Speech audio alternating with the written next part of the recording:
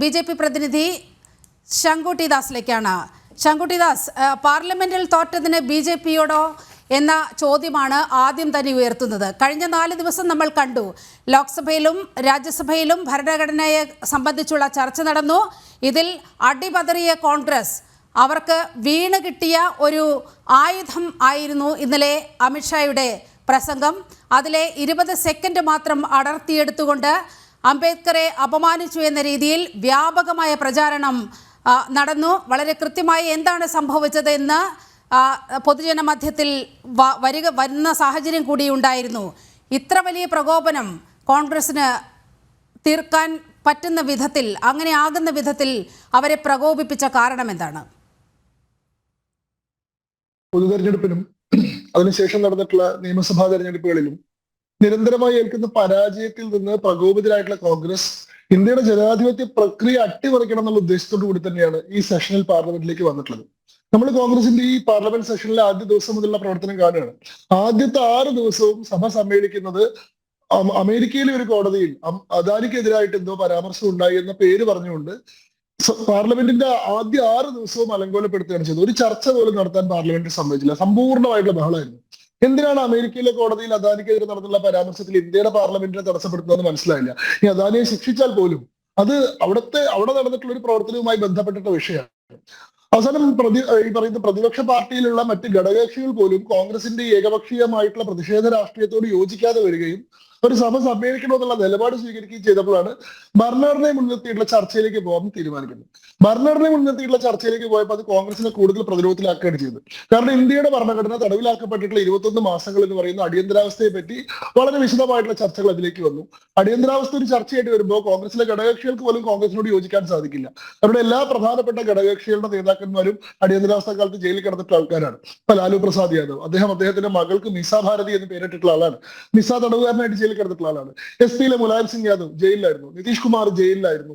മുഴുവൻ പ്രതിപക്ഷ നേതാക്കന്മാരും ജയിലിലായിരുന്നു. അതുകൊണ്ട് അടിയന്തരാവസ്ഥയുടെ കാര്യത്തിൽ കോൺഗ്രസ് ആണ് ഇന്ത്യയുടെ ജനാധിപത്യത്തെ തകിടമറിച്ചത്, ഇന്ത്യയുടെ ഭരണഘടനയെ തടവിലിട്ടതെന്നുള്ള കാര്യത്തിൽ ഇവരൊക്കെ എല്ലാവർക്കും ഒരു ഐക്യം ഉണ്ടായിരുന്നു. അതുകൊണ്ട് കോൺഗ്രസ് കൂടുതൽ പ്രതിരോധത്തിലാവുകയാണ് ചെയ്തത്. ഏറ്റവും അവസാനത്തെ അടവായിട്ട് ഇവർ പുറത്തെടുത്തിട്ടുള്ളതാണ് അമിത്ഷായുടെ പ്രസംഗത്തെ വളച്ചൊടിച്ചുകൊണ്ട് അമിത്ഷാ അംബേദ്കറെ അപമാനിച്ചു എന്നുള്ള ദുഷ്പ്രചരണം, ഒരു വ്യാജ പ്രചരണം നടത്തുക എന്ന് പറയുന്നത്. അമിത്ഷാ സഭയിൽ 1.5 മണിക്കൂർ നീണ്ട പ്രസംഗമാണ് നടത്തിയത്. ആ പ്രസംഗത്തിൽ അദ്ദേഹം എങ്ങനെയാണ് അംബേദ്കറിന്റെ ലെഗസിയെ കോൺഗ്രസ് നിന്ദിച്ചത്, അംബേദ്കറോട് എങ്ങനെയാണ് കോൺഗ്രസ് പാർട്ടി അനീതി കാണിച്ചത്, അംബേദ്കർ അർഹിക്കുന്ന സ്ഥാനവും ഗൗരവവും സമ്മതിയും എങ്ങനെയാണ് കോൺഗ്രസിന്റെ ഭരണത്തിൽ ഉണ്ടായിരുന്ന എസ്റ്റാബ്ലിഷ്മെന്റുകൾ കൊടുക്കാതിരുന്നത് എന്ന് വിശദീകരിക്കുകയാണ് ചെയ്തത്. ആ പ്രസംഗത്തിലെ ഒരു ഭാഗം 20 സെക്കൻഡ് മാത്രമുള്ള ഒരു ഭാഗം അടർത്തിയെടുത്തുകൊണ്ട് അമിത്ഷാ അംബേദ്കറെ അപമാനിച്ചു എന്നുള്ള രീതിയിൽ 12 മണിക്കൂറുകൾക്ക് ശേഷം പാർലമെന്റിൽ അമിത്ഷാ പ്രസംഗം നടത്തിയ സമയത്ത് അവർ പ്രതിഷേധിച്ചില്ല. അതിനുശേഷം പുറത്തു വന്നിട്ടുള്ള സഭയിലെ നേതാക്കന്മാർ ആരും ആ വിഷയം ഉന്നയിച്ചിട്ടില്ല. തൊട്ടടുത്ത ദിവസം ട്വിറ്ററിൽ ഒരു വ്യാജ ഐഡിയിലൂടെ അമിത്ഷായുടെ ഈ പ്രസംഗത്തിൽ 20 സെക്കൻഡ് മാത്രം പ്രക്ഷേപണം ചെയ്തുകൊണ്ട് അമിത്ഷാ അംബേദ്കറെ അപമാനിച്ചു എന്നൊരു പ്രചരണം നടത്തി. അതിനെതിരെ നിയമ നടപടികൾ പോലും ആരംഭിച്ചിട്ടുണ്ട്. ഇപ്പൊ ട്വിറ്റർ തന്നെ അത് ഷെയർ ചെയ്തിട്ടുള്ള കോൺഗ്രസ് ഹാൻഡിലുകൾക്ക് അത് പിൻവലിക്കാനും അതിൽ വിശദീകരണം ബോധിപ്പിക്കാനും ആവശ്യപ്പെട്ടുകൊണ്ട് അവരുടെ ലീഗൽ ഡിപ്പാർട്ട്മെന്റ് നോട്ടീസ് കൊടുത്തിട്ടുണ്ട് എന്നുള്ളതാണ് മനസ്സിലാക്കുന്നത്. ഡൽഹി പോലീസ് ആ വിഷയവുമായി ബന്ധപ്പെട്ട് വ്യാജ പ്രചരണത്തിനും സമൂഹത്തിൽ കലാപം സൃഷ്ടിക്കാനുള്ള ശ്രമങ്ങളുടെയും പേരിൽ എഫ്ഐആറുകൾ രജിസ്റ്റർ ചെയ്തിട്ടുണ്ട്. ഈ പശ്ചാത്തലത്തിൽ അംബേദ്കർക്കെതിരായിട്ടുള്ള വ്യാജ പ്രചരണം നടത്തുക, അമിത്ഷായുടെ പ്രസംഗത്തെ വളച്ചൊടിക്കുക തുടങ്ങിയിട്ടുള്ള വിഷയങ്ങൾ ഉന്നയിച്ചുകൊണ്ടാണ് ബി.ജെ.പി. എംപിമാർ ഇന്ന് സഭയുടെ പുറത്ത് മഗർദ്വാറിനടുത്ത് പ്രതിഷേധങ്ങൾ നടത്തിയിരുന്നത്. ആ പ്രതിഷേധ സ്ഥലത്തേക്ക് മറ്റ് കോൺഗ്രസ് എംപിമാരെ കൂട്ടി വരുന്ന രാഹുൽ ഗാന്ധി അവർക്ക് നേരെ വന്ന് കയർക്കുകയും അവരെ തള്ളി മാറ്റുകയും 70 വയസ്സുള്ള പ്രതാപ് ചന്ദ്ര സാരംഗി എന്ന് പറയുന്ന ബാലേശ്വറിൽ നിന്നുള്ള എംപി, ഒരു വയോധികനായിട്ടുള്ള മനുഷ്യൻ, അദ്ദേഹത്തെ തള്ളിയിട്ടിട്ട് അദ്ദേഹത്തിന്റെ തല മുറിഞ്ഞിട്ട് 3 സ്റ്റിച്ച് ഇടേണ്ടി വന്നു. അദ്ദേഹത്തെ രാം മനോഹർ ലോഹ്യ ആശുപത്രിയിൽ ICUവിൽ അഡ്മിറ്റ് ചെയ്യുകയും അദ്ദേഹത്തിന്റെ നെറ്റിയിൽ ഡീപ്പായിട്ടുള്ള മുറിവുണ്ട് എന്ന് രാം മനോഹർ ലോഹ്യ ആശുപത്രി അധികൃതർ തന്നെ പ്രസ്താവന പുറപ്പെടുവിക്കുകയും അതിനെ തുടർന്ന് അദ്ദേഹത്തിന് 3 സ്റ്റിച്ചുകൾ ഇടേണ്ടിയും വന്നു. മറ്റൊരു എംപിക്കും പരിക്കേറ്റിട്ടുണ്ട്. ഒരു വനിതാ എംപിയോട് രാഹുൽ ഗാന്ധി നേരിട്ടിട്ട് വളരെ മോശമായി സംസാരിച്ചു, മിസ്ബിഹേവ് ചെയ്തു, മോശം പദപ്രയോഗങ്ങൾ നടത്തി എന്ന് പറഞ്ഞുകൊണ്ട് നാഗാലാൻഡിൽ നിന്നുള്ള പട്ടികജാതി വിഭാഗക്കാരിയായിട്ടുള്ള പട്ടികവർഗ വിഭാഗക്കാരിയായിട്ടുള്ള എസ്.ടി ഷെഡ്യൂൾ ട്രൈബ് വിഭാഗത്തിൽ നിന്നുള്ള നാഗാലാൻഡിൽ നിന്നുള്ള വനിതാ MP സ്പീക്കർക്ക് പരാതി പോലും കൊടുത്തിട്ടുണ്ട്. അതായത് യാതൊരു ജനാധിപത്യ മര്യാദയും ഇല്ലാതെ സമ്പൂർണ്ണമായിട്ടുള്ള ഗുണ്ടാ രാഷ്ട്രീയത്തിലേക്ക് ഈ പറയുന്ന ഡെസ്പറേഷൻ കൊണ്ട് കോൺഗ്രസ് എത്തിച്ചേർന്നിരിക്കുന്നു. ആ റൗഡി രാഷ്ട്രീയത്തിന് രാഹുൽ ഗാന്ധി തന്നെ നേരിട്ട് നേതൃത്വം കൊടുക്കുന്നു എന്ന സാഹചര്യമാണ് നമ്മൾ ഇന്ന് സഭയിൽ കണ്ടത്. അംബേദ്കർക്കെതിരെ അമിത്ഷാ എന്താണ് ആരോപണം ഉന്നയിച്ചു അല്ലെങ്കിൽ അപമാനിച്ചു എന്ന് പറഞ്ഞിട്ടുള്ള പ്രചരണമൊക്കെ പൊളിഞ്ഞു കഴിഞ്ഞിട്ടുള്ളതാണ്. അമിത്ഷായുടെ തന്നെ ആ പ്രസംഗം മുഴുവൻ കേൾക്കുന്ന ഏതൊരാൾക്കും അത് ബോധ്യപ്പെടും. അതിന് ആ കാര്യങ്ങൾ വിശദീകരിക്കാൻ പ്രധാനമന്ത്രി നരേന്ദ്രമോദി തന്നെ നേരിട്ട് രംഗത്ത് വരികയും അദ്ദേഹം ട്വിറ്ററിലൂടെ വിശദമായിട്ട് ആ കാര്യങ്ങൾ വിശദീകരിച്ചുകൊണ്ട് ട്വീറ്റ് ചെയ്യുകയും ബി.ജെ.പിയുടെ മുഴുവൻ മുൻനിര നേതാക്കളും ജെ.പി. നഡ്ഡ മുതൽ അശ്വിനി വൈഷ്ണവ് മുതൽ നിർമ്മലാ സീതാരാമൻ മുതൽ നിരവധി ആളുകൾ ഈ വിഷയത്തിൽ ട്വീറ്റ് ചെയ്യുകയും ചെയ്തതോടെ ആരാണ് യഥാർത്ഥത്തിൽ അംബേദ്കറോട് അനീതി കാണിച്ചത്, ആരാണ് അംബേദ്കറോട് നിന്ദ കാണിച്ചതുള്ള കാര്യം വ്യക്തമാണ്. യഥാർത്ഥത്തിൽ ഈ രാജ്യത്ത് ആദ്യമായിട്ടാണ് അംബേദ്കർക്ക് അർഹിക്കുന്ന സ്ഥാനവും ഗൗരവവും സമ്മാനവും കൊടുക്കുന്ന ഒരു സർക്കാർ ഉണ്ടായിട്ടുള്ളത് എന്നുള്ളതാണ് സത്യം. പഞ്ചതീർത്ഥ എന്ന് പറയുന്നത് അംബേദ്കറുടെ ജീവിതവുമായി ബന്ധപ്പെട്ട പ്രധാനപ്പെട്ട 5 കേന്ദ്രങ്ങൾ, അംബേദ്കറുടെ ജന്മഭൂമി മധ്യപ്രദേശിലെ ഭുവ, അദ്ദേഹത്തിന്റെ ശിക്ഷാഭൂമി, അദ്ദേഹം പഠിച്ചിട്ടുള്ള ബോംബെയിലെ സ്ഥലം, UK-യിലുള്ള സ്ഥലം, അദ്ദേഹത്തിന്റെ ദീക്ഷാഭൂമി, അദ്ദേഹം ബുദ്ധമതം സ്വീകരിക്കുന്ന സ്ഥലം, അദ്ദേഹത്തിന്റെ മഹാപരിനിർവാൺ ഭൂമി, അദ്ദേഹം മരണം സംഭവിക്കുന്ന സ്ഥലം, അദ്ദേഹത്തിന്റെ ചൈത്യഭൂമി, അദ്ദേഹത്തിന്റെ സംസ്കാരം നടന്ന സ്ഥലം, ഈ 5 സ്ഥലങ്ങളും ഏറ്റെടുക്കുകയും ഡെവലപ്പ് ചെയ്യുകയും അവിടെ അംബേദ്കർക്ക് ഉചിതമായിട്ടുള്ള സ്മാരകങ്ങൾ നിർമ്മിക്കുകയും ചെയ്തത് നരേന്ദ്രമോദിയുടെ നേതൃത്വത്തിൽ വന്നിട്ടുള്ള NDA സർക്കാരാണ്. ഇതുവരെ ഉണ്ടായിരുന്ന കോൺഗ്രസിന്റെ സർക്കാരുകളൊന്നും ഈ കാര്യത്തിൽ ഒന്നും ശ്രമിച്ചിട്ടില്ല.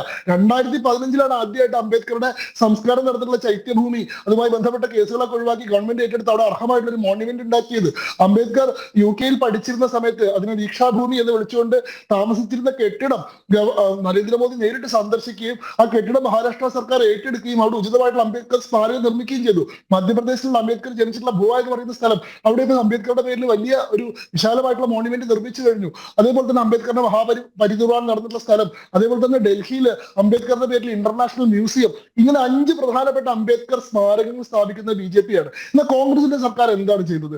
1950 നെഹ്റു മന്ത്രിസഭയിൽ നിന്ന് അപമാനിതനായിട്ട് ഇറങ്ങിപ്പോരേണ്ടി വന്നിട്ടുള്ള ആളാണ് അംബേദ്കർ. അംബേദ്കറെ ആദ്യത്തെ മന്ത്രിസഭയിൽ അംഗമായി എടുക്കാൻ പോലും നെഹ്റു തയ്യാറായിരുന്നില്ല. ഇതൊക്കെ പുറത്തു വന്നിട്ടുള്ള ചരിത്ര രേഖകൾ തെളിയിക്കുന്ന കാര്യമാണ്.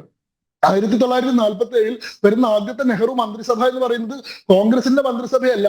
ആദ്യത്തെ തെരഞ്ഞെടുപ്പ് നടത്തി യഥാർത്ഥത്തിൽ ആദ്യത്തെ 1ാം ലോക്സഭ നിലവിൽ വരുന്നത് വരെയുള്ള ട്രാൻസിഷൻ ഗവൺമെന്റ് ആണ്, താൽക്കാലിക മന്ത്രിസഭയാണ്. ആ മന്ത്രിസഭയിലേക്ക് എല്ലാ രാഷ്ട്രീയ പാർട്ടികളിൽ നിന്നുള്ള അംഗങ്ങളെ, അതൊരു റെപ്രസെന്റേറ്റീവ് സഭയായതുകൊണ്ട് എല്ലാ പാർട്ടിയിൽ നിന്നുള്ള ആളുകളെ എടുക്കുന്നുണ്ട്. ഹിന്ദു മഹാസഭയിൽ നിന്ന് ശ്യാം പ്രസാദ് മുഖർജി എടുക്കുന്നുണ്ട്, ജനതാ പാർട്ടിയിൽ നിന്ന് ഷൺമുഖം ചെട്ടി എടുക്കുന്നുണ്ട്, അതേപോലെ തന്നെ പ്രജിത പാർട്ടിയിൽ നിന്ന് ബിലേഷ് സിംഗിനെ എടുക്കുന്നുണ്ട്. അങ്ങനെ നിരവധി ആളുകൾ മന്ത്രിസഭയിൽ അംഗമാവുന്നുണ്ട്. എന്നാൽ ആ മന്ത്രിസഭയിൽ അംബേദ്കർ അംഗമാക്കാൻ നെഹ്റു ആദ്യം തയ്യാറാകുന്നില്ല. അവസാനം ജഗ്ജീവൻ റാം സർദാർ വല്ലഭായ് പട്ടേലിനോട് സംസാരിക്കുകയും സർദാർ വല്ലഭായ് പട്ടേൽ മഹാത്മാഗാന്ധിയോട് നേരിട്ട് സംസാരിക്കുകയും ചെയ്തതിനു ശേഷമാണ് അംബേദ്കറെ നിയമമന്ത്രിയായിട്ട് ഇൻഡക്ട് ചെയ്യാൻ നെഹ്റു തയ്യാറാവുന്നത്. അംബേദ്കർ തന്നെ തന്റെ റെസിഗ്നേഷൻ സ്പീച്ചിൽ അതിനെപ്പറ്റി പറയുന്നുണ്ട്. അതായത് നിയമമന്ത്രി എന്ന് പറയുന്നത് അഡ്മിനിസ്ട്രേറ്റീവ് അധികാരങ്ങളൊന്നും ഇല്ലാത്ത, പോളിസി ഡിസിഷൻസിലൊന്നും കൈകടത്താൻ സാധിക്കാത്ത ഒരു ഓഫീസ് മാത്രമാണ്. ആ കാര്യത്തിൽ ഞാൻ തൃപ്തനായിരുന്നില്ല. എന്നാൽ എന്നെ എടുക്കുന്ന സമയത്ത് പ്ലാനിംഗ് ഡിപ്പാർട്ട്മെന്റിന്റെ ചുമതല കൂടി എനിക്ക് തരാമെന്ന് പറഞ്ഞിരുന്നു. എന്നാൽ 1951 പ്ലാനിംഗ് ഡിപ്പാർട്ട്മെന്റ് ഉണ്ടാക്കിയപ്പോഴും എന്നെ അതിൽ നിന്ന് ഒഴിച്ചു നിർത്തുകയാണ് ചെയ്തത്. ആ മന്ത്രിസഭയിൽ എല്ലാ പ്രധാനപ്പെട്ട കാര്യങ്ങളും ചെയ്തിരുന്നത് കമ്മിറ്റികളാണ്. കമ്മിറ്റികൾ യഥാർത്ഥത്തിൽ തീരുമാനം എടുക്കുകയും ക്യാബിനറ്റ് അതിന് അംഗീകാരം കൊടുക്കുകയും ചെയ്യുന്ന പ്രവണതയായിരുന്നു. എന്നാൽ നിർണായകമായിട്ട് ഒരു ക്യാബിനറ്റിൽ എന്നെ അംഗമാക്കിയില്ല. ഫിനാൻസുമായി ബന്ധപ്പെട്ട എക്കണോമിക്സ് കമ്മിറ്റി ഉണ്ടാക്കി. ഞാൻ എക്കണോമിക്സ് പഠിച്ചിട്ടുള്ള ആളാണ്, ആ കാര്യത്തിൽ വിദഗ്ധനാണ്. എന്നെ ആ കമ്മിറ്റിയിൽ ഉൾപ്പെടുത്തിയില്ല. ഫോറിൻ പോളിസിയുമായി ബന്ധപ്പെട്ട കമ്മിറ്റിയിൽ എന്നെ ഉൾപ്പെടുത്തിയില്ല. ഡിഫൻസുമായി ബന്ധപ്പെട്ട കമ്മിറ്റിയിൽ എന്നെ ഉൾപ്പെടുത്തിയില്ല. എല്ലാ കാര്യങ്ങളും എന്നെ പൂർണ്ണമായിട്ട് മാറ്റി നിർത്തുമായിരുന്നു. 2 പ്രധാനപ്പെട്ട കാര്യങ്ങളിൽ ആക്ഷേപം ഉന്നയിച്ചുകൊണ്ടാണ് അദ്ദേഹം രാജിവെക്കുന്നത്. ഒന്ന്, ഷെഡ്യൂൾ കാസ്റ്റുകളോട് അർഹമായിട്ടുള്ള ഗൗരവത്തോടു കൂടി സർക്കാർ പ്രതികരിക്കുന്നില്ല. ഭരണഘടനയിൽ പറഞ്ഞിട്ടുള്ള ഷെഡ്യൂൾ കാസ്റ്റ് കമ്മീഷൻ രൂപീകരിക്കാൻ 1951 വരെ നെഹ്റു തയ്യാറായിരുന്നില്ല. മുസ്ലിങ്ങളോട് മാത്രം പ്രത്യേകമായിട്ടുള്ള താല്പര്യം കാണിക്കുകയും ഷെഡ്യൂൾ കാസ്റ്റുകളുടെ താല്പര്യങ്ങളെ പൂർണ്ണമായി അവഗണിക്കുകയും ചെയ്യുന്നു നെഹ്റു എന്ന രൂക്ഷമായിട്ടുള്ള ആരോപണം ഉന്നയിച്ചുകൊണ്ടാണ് അംബേദ്കർ രാജിവെക്കുന്നത്. രണ്ടാമത്തെ കാര്യം അദ്ദേഹം പറയുന്നത് നെഹ്റുവിന്റെ ഫോറിൻ പോളിസി, മറ്റാർക്കും ഇടപെടാൻ കഴിയേണ്ട ഏകാധിപത്യ പ്രവണതയോടുകൂടി ഒരാൾ ഒറ്റയ്ക്ക് നിശ്ചയിക്കുന്ന ഫോറിൻ പോളിസി, ഇരുമ്പ് മറയ്ക്കുള്ളിൽ നടക്കുന്ന ഫോറിൻ പോളിസി, അത് എന്താണെന്ന് പോലും ആളുകൾക്ക് മനസ്സിലാവുന്നില്ല. അദ്ദേഹത്തിന്റെ നേതൃത്വത്തിലുള്ള കമ്മിറ്റികൾ തീരുമാനം എടുക്കുന്നു, ക്യാബിനറ്റ് അപ്രൂവ് ചെയ്യുന്നു. അതുപോലെ തന്നെ അതായത് ശ്രീ ശങ്കുട്ടി ദാസ്, ഇതുവരെ ഈ സ്നേഹത്തിന്റെയും സഹനത്തിന്റെയും ഒക്കെ ഗാന്ധി ദർശനങ്ങൾ പിന്തുടർന്നിരുന്ന കോൺഗ്രസിന്റെ, പ്രത്യേകിച്ച് രാഹുലിന്റെ വേറൊരു മുഖമാണ് നമ്മൾ ഇന്ന് പാർലമെന്റിൽ കണ്ടത്. നോക്കൂ, എത്ര അസഹിഷ്ണുതയോടെയാണ് അദ്ദേഹം പാർലമെന്റ് വളപ്പിൽ പെരുമാറുന്നത്. എതിർ കക്ഷികളോട് കാണിക്കേണ്ട രാഷ്ട്രീയ മര്യാദ രാഹുൽ ഈ അങ്ങേയറ്റം ഫ്രസ്ട്രേറ്റഡ് ആയ ഒരു അവസ്ഥയിൽ മറന്നു പോകുന്നു എന്ന് തോന്നിപ്പിക്കുന്ന വിധത്തിലാണ് രാഹുലിൻ്റെ ഇന്നത്തെ ബോഡി ലാംഗ്വേജ് എന്നതൊക്കെ വളരെ ശ്രദ്ധേയമാണ്. ഈ സാരംഗിക്ക് പരിക്കേറ്റ് അവിടെ കിടക്കുമ്പോൾ വളരെ കൃത്യമായി BJPയുടെ നേതാക്കൾ വളരെ കൃത്യമായി പറയുന്നുണ്ട്, നിങ്ങളുടെ മര്യാദ എന്ന് പറയുന്നത് ഇതാണോ എന്ന് പൊതുജന മധ്യത്തിൽ ചോദിക്കുകയാണ്. പക്ഷേ ഒരു നാണക്കേടുമില്ലാതെ തിരിഞ്ഞു നടക്കുന്ന രാഹുലിനെ കാണുകയാണ് നമ്മൾ. അല്ല, രാഹുൽ ഗാന്ധി അത് നിഷേധിക്കുന്നില്ല. ഇന്നിപ്പോ ANI പുറത്തുവിട്ടിട്ടുള്ള വാർത്താ ക്ലിപ്പ് ഉണ്ട്, വീഡിയോ ക്ലിപ്പ് ഉണ്ട്, അത് അമിത് മാളവ്യ ട്വീറ്റ് ചെയ്തിട്ടുണ്ട്. അതിൽ രാഹുൽ ഗാന്ധി പറയുന്നത്, ഞാൻ അങ്ങോട്ട് വരുമ്പോൾ, സഭയിലേക്ക് വരുമ്പോൾ എന്റെ എൻട്രൻസ് തടഞ്ഞിട്ട് ഇവർ നിൽക്കുകയായിരുന്നു, എനിക്ക് സഭയിലേക്ക് പ്രവേശിക്കാനുള്ള അധികാരമുണ്ട്, അതുകൊണ്ടാണ് ഞാൻ ഇവരെ തള്ളി മാറ്റിയെന്നാണ്. അതായത് ഞാൻ ഇവരെ തള്ളിയിട്ടില്ല എന്നോ ഇദ്ദേഹത്തെ ഉന്തി മറച്ചിട്ടിട്ടില്ല എന്നോ അദ്ദേഹം പറയുന്നില്ല. ഞാൻ സഭയിലേക്ക് വന്നപ്പോൾ എന്റെ ദ്വാരം ഇവർ തടഞ്ഞു നിൽക്കുന്നത് കൊണ്ട് ഇവരെ മാറ്റുകയാണ് ഞാൻ ചെയ്തത്. വളരെ അഭിമാനപൂർവ്വം താനത് ചെയ്തു എന്ന് സമ്മതിച്ചുകൊണ്ട് തന്നെയാണ് രാഹുൽ ഗാന്ധിയുടെ വീഡിയോ ക്ലിപ്പ് വന്നിട്ടുള്ളത്. പിന്നീട് അത് വിഷയമായതിനു ശേഷമാണ് കോൺഗ്രസിന്റെ നേതാക്കന്മാർ വ്യാജ പരാതിയുമായിട്ട് ഖാർഗെ എന്നെ തടഞ്ഞു എന്നുള്ള തുടങ്ങിയിട്ടുള്ള പരാതികളുമായിട്ട് മുന്നോട്ട് വന്നിട്ടുള്ളത്. ഇവിടെ യഥാർത്ഥത്തിലുള്ള പ്രശ്നം ഇന്ന് സഭയിൽ നടന്നിട്ടുള്ള അതിക്രമം എന്ന് പറയുന്നത് കോൺഗ്രസ് തുടർച്ചയായിട്ട് നടത്തിക്കൊണ്ടിരിക്കുന്ന സഭാ സ്തംഭനങ്ങളുടെ ചരിത്രത്തിലെ മറ്റൊരു അധ്യായം മാത്രമാണ്. ഇവിടുത്തെ യഥാർത്ഥ പ്രശ്നം അംബേദ്കറുടെ പേര് പറഞ്ഞുകൊണ്ട് രാജ്യത്തെ പട്ടികജാതി പട്ടികവർഗ വിഭാഗങ്ങളെ ഇളക്കാൻ വേണ്ടിയിട്ടാണല്ലോ ഈ സമരമൊക്കെ ഇവർ സംഘടിപ്പിച്ചത്. യഥാർത്ഥത്തിൽ ഇവർ അംബേദ്കറോട് എന്താണ് ചെയ്തിട്ടുള്ളത് എന്നുള്ളതാണ് ഞാൻ പറയുന്നു. അംബേദ്കർ തന്നെ പട്ടികജാതി പട്ടികവർഗ വിഭാഗങ്ങളോടുള്ള നെഹ്റുവിന്റെ മനോഭാവത്തിനെതിരെ രൂക്ഷമായിട്ടുള്ള വിമർശനം ഉന്നയിച്ചുകൊണ്ട് ആ മന്ത്രിസഭയിൽ നിന്ന് ഇറങ്ങിപ്പോയിട്ടുള്ള ആളാണ്.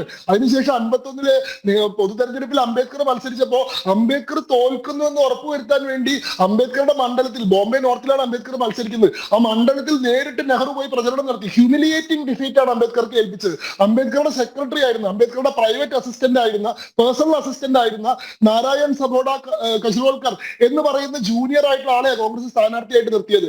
അദ്ദേഹത്തെ നിർത്തിക്കൊണ്ട് വരെ അംബേദ്കറെ തോൽപ്പിച്ച് കാണിക്കും എന്നൊരു ധാർഷ്ട്യമായിരുന്നു ഉണ്ടായിരുന്നത്. എഡ്വിന മൗണ്ട് ബാറ്റന് അംബേദ്കർ എഴുതുന്ന നെഹ്റു എഴുതുന്ന കത്തുണ്ട്. എഡ്വിന മൗണ്ട് ബാറ്റന് നെഹ്റു എഴുതുന്നത്, തെരഞ്ഞെടുപ്പിൽ നമ്മൾ പ്രതീക്ഷിച്ചതിനേക്കാൾ വലിയ വിജയം നമുക്ക് നേടാൻ സാധിച്ചു, അംബേദ്കറുടെ തോൽവി ഇതെല്ലാം അനാവരണം ചെയ്യപ്പെടേണ്ടതുണ്ട് ശങ്കുട്ടി ദാസ്.